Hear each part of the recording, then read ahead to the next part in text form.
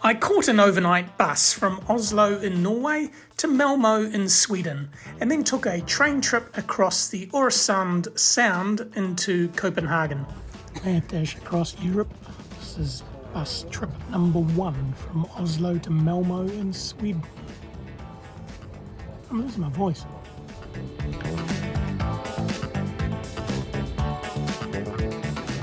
Ten to 5 in the morning in Malmo, Sweden. Just been on the bus for 7 hours. Walking to my hotel in this.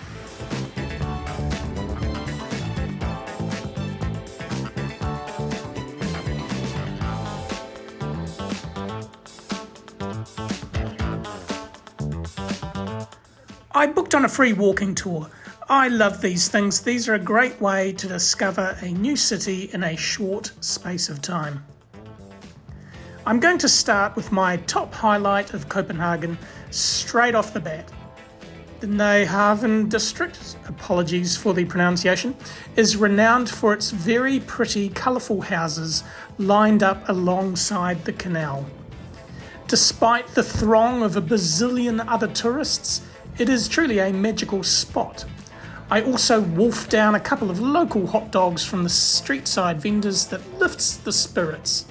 Last night's lack of sleep on the overnight bus is starting to catch up on me, but the sun's coming out, so yay, things are looking up. The other iconic sight to see in Copenhagen is the Little Mermaid statue, a brisk 30-minute walk away from the Nyhavn houses. Our tour guide said to be nice to the statue. Don't let her hear you say, "Is that it?" when you get there. I think he was trying to warn us that it's not huge, and sure enough, it's not. I snap a few photos and move quickly on.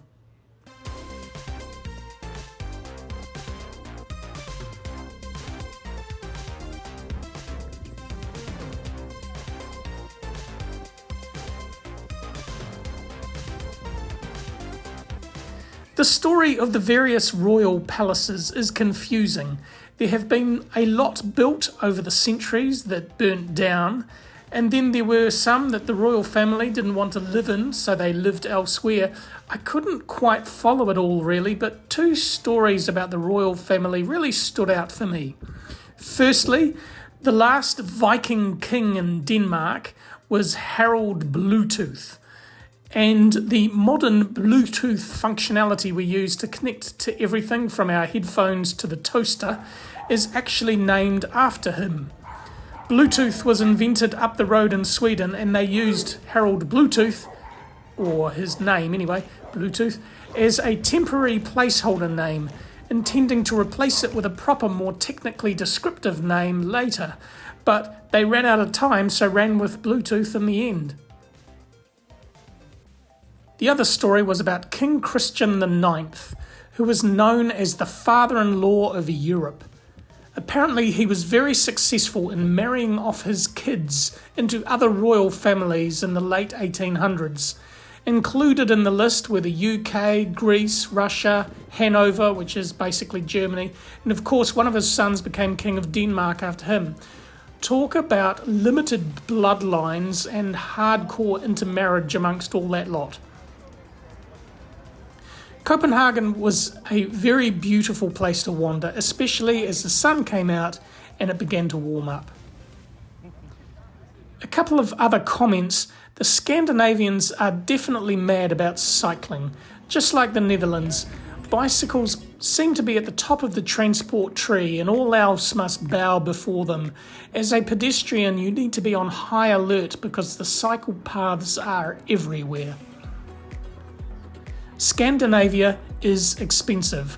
I reckon food prices are almost 100% more expensive than in New Zealand. In fact, I've read that Copenhagen was one of the most expensive cities to live in the world. And that is the reason why I chose to stay in Malmo and travel into Copenhagen on a day trip, rather than actually stay there myself. But Malmo was only slightly cheaper, to be honest.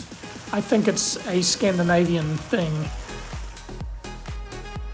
Malmo is not a well-known city, but it is an important one, acting as a gateway between Denmark and Sweden.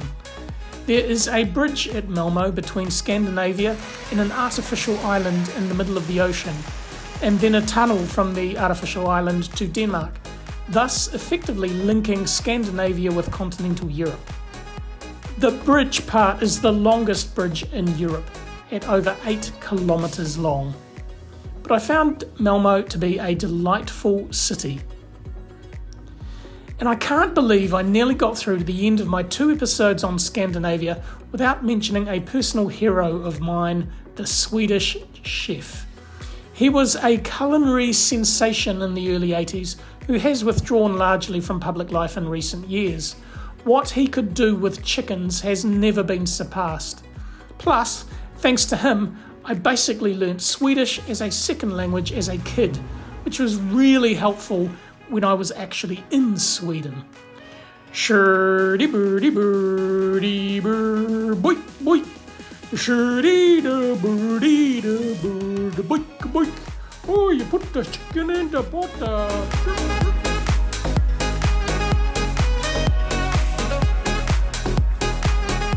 As I bring my little Scandinavian adventure to an end, I'm really impressed with the 3 beautiful countries, Norway, Sweden and Denmark. I highly recommend them. Next stop, Berlin. Thanks for watching. Please like and subscribe.